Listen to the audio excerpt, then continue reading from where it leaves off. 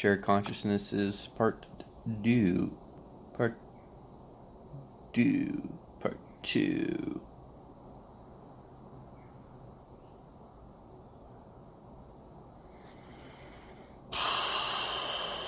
So,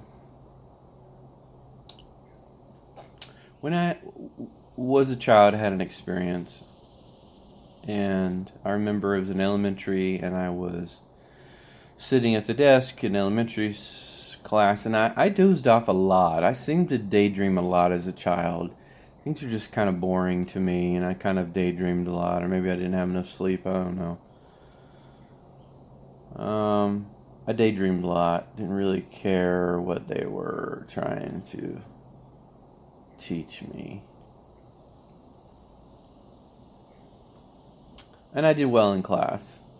This is elementary. Your kids in elementary school, you're tired maybe, or you just like to daydream. Whatever. I'm not saying that was my whole life. I'm not saying I hated school. Everything was fine. I just was saying that I was in elementary school and I daydreamed a lot. And on this particular moment, the teacher asked a student a question, and I just kind of daydreamed, and the student stood up and said the answer and then sat back down.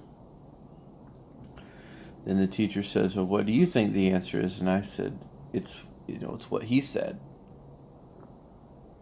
That was my answer in elementary school. He already said the answer. Why do I need to say it again? Why? He said it already. And then so she had the notion to say, okay, I'm going to show this smart kid. I'm going to see something. And so she says, well, what did he say? And then I was daydreaming. I had no idea what the voice said.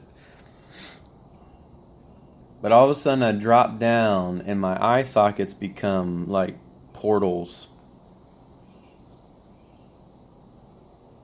And I go in the back of my mind, I guess. And I can hear and I can see portals. If I look up, I can see the portals of my eyeballs up there. But I wasn't really seeing through it. I was just kind of seeing some blurriness and some portholes. And then I could hear what was going on, but the hearing is kind of more like in the background type of thing. And I could hear myself repeat what the boy said, even though I didn't really remember what the boy said, but I knew that those were the words that the boy said. Even where the parts where he was stumbling, I would stumble when I repeated it, I would stumble.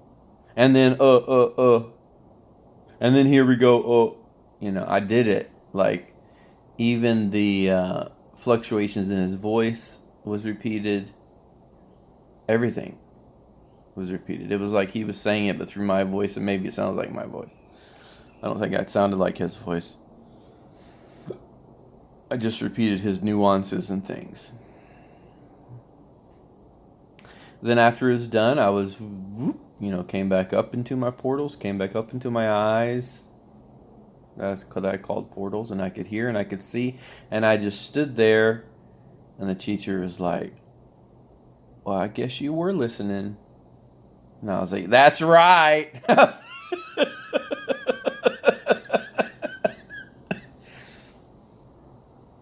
And I sat down and I was like, maybe I need to pay attention more. I don't know what just happened. But I think weird things happened to me when I was a kid. I just kind of ignored it. It was like, oh, it's just something that's happening. I just kind of let it do its thing.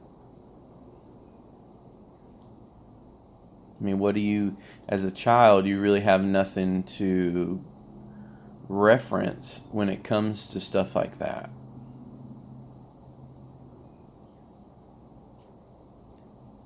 You just say, well, I just did a thing. I'm alive. Didn't hurt me. So I guess I'm okay. That's how kids think. Well, it was alright. It wasn't neither fun nor scary. It was neither. It just was a thing, and then I went back up. Whoop, my eyes again.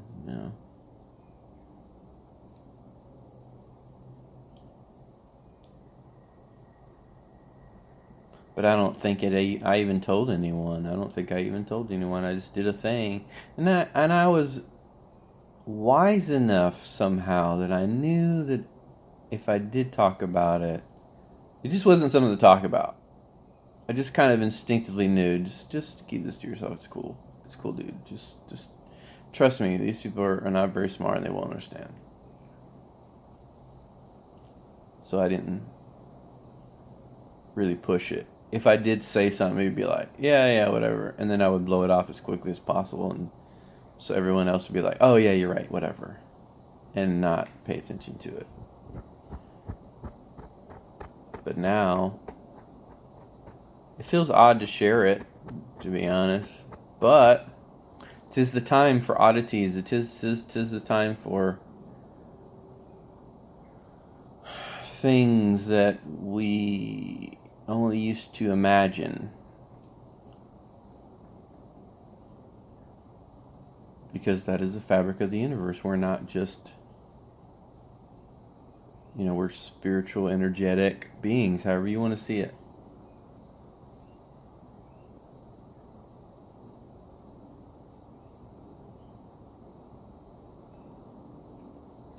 And now how I share. Ooh.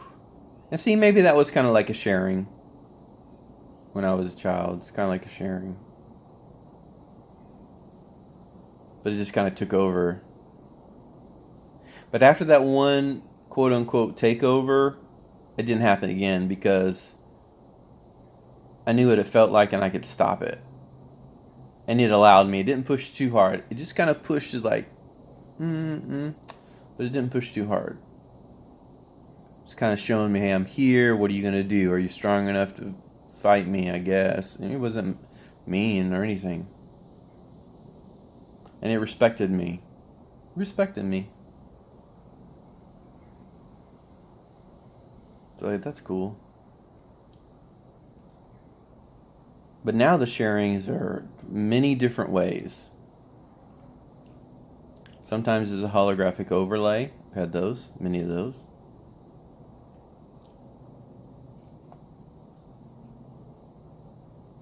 Some are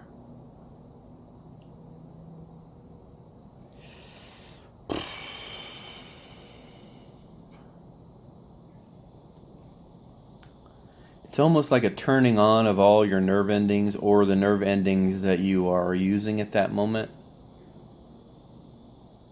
It's like an enhancement. There's an enhancement type thing for all your inputs. This particular sharing is the nervous system. You can actually ramp up the nervous system. So if you're doing something that's pleasurable, you can enhance it massively. And I've felt those enhancements. So these could be different quote unquote technologies that we're talking about, because we've got a holographic, we've got nervous system enhancement boosting. That's the way I describe it. I probably shouldn't be describing these things other than just, hey, look, this is just what I'm experiencing, because your experience is going to be different because of what your perspective is and where you're coming from and how you want to experience it. It's always going to be pleasurable for the person. It's going to be perfect for them, for their particular perspective, for your particular perspective, and that's why I'm not going to go into too much detail about what I experienced, because your experience is going to be different. I'm just telling you some of the things that you can experience.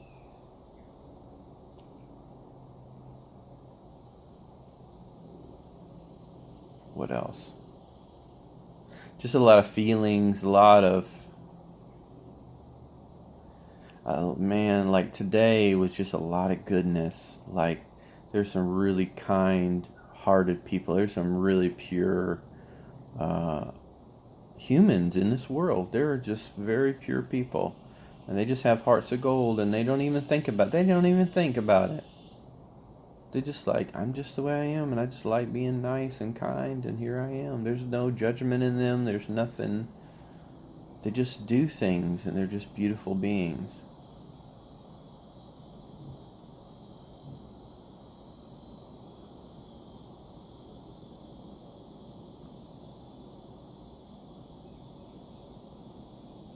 So that was lovely today. It's almost too pure. It's almost too pure.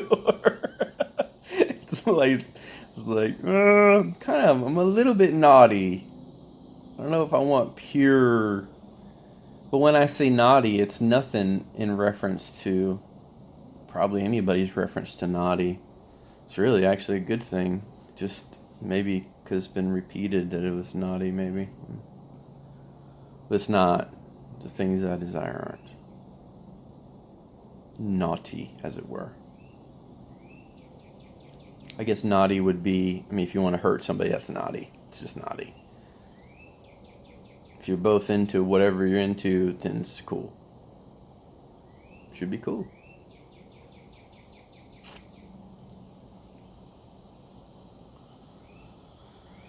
Consciousness sharing. What other one? No other ways. Well, at first it was sounds. So yeah, it starts in the back. That's where the sounds start, with all the voices. And then you start kind of feathering through those and figuring out those. And then they like to argue with you a lot. They're really there. It's just like, kind of like, I think it's like a consciousness barrier that's there, that you gotta be willing to go past that barrier. It's just another thing you gotta do. You just gotta push past all those voices and get to the next levels. And as you climb up the ladder and get to the other levels, then it gets a lot quieter. I've said this a million times, I'm sure.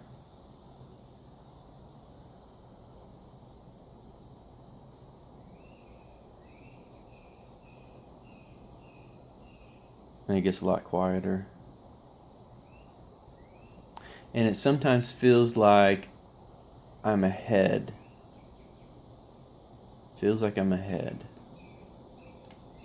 So it not only feels like it's higher, it feels like it's forward. It feels like, I guess the higher on the ladder you get, you get first dibs kind of thing. You get to make the first choices. And then the choices can either reverberate, or they can lose all, potential if you want. It won't lose all potential, it just would take longer. But it's like you have first dibs to try to start something.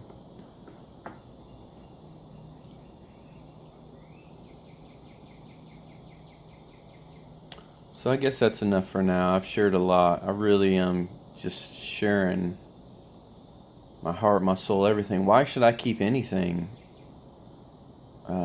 If it helps anyone, if it helps even just to be creative, if it helps to feel better, if it helps to do anything, why not share? And these are the things I've had inside me for years, for decades, that if everybody knows, that's cool, because that's freeing.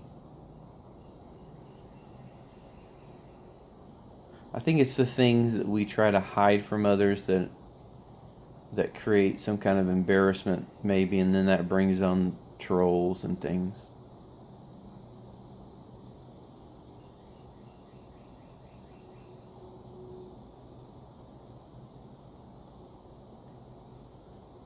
But I'm not embarrassed by it.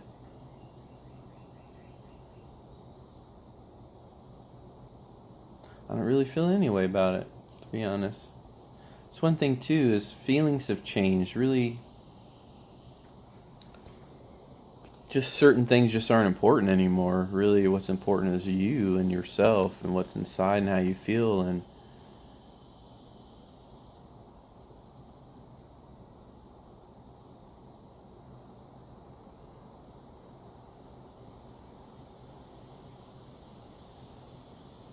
And it's not avoidance. A lot of people say that I'm avoiding. It's not. It's really grabbing the bull by its horns, and it's really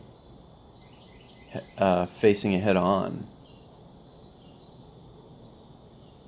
So this is absolutely the opposite of avoidance.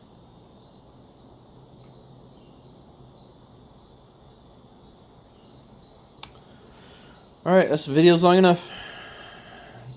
Peace to you.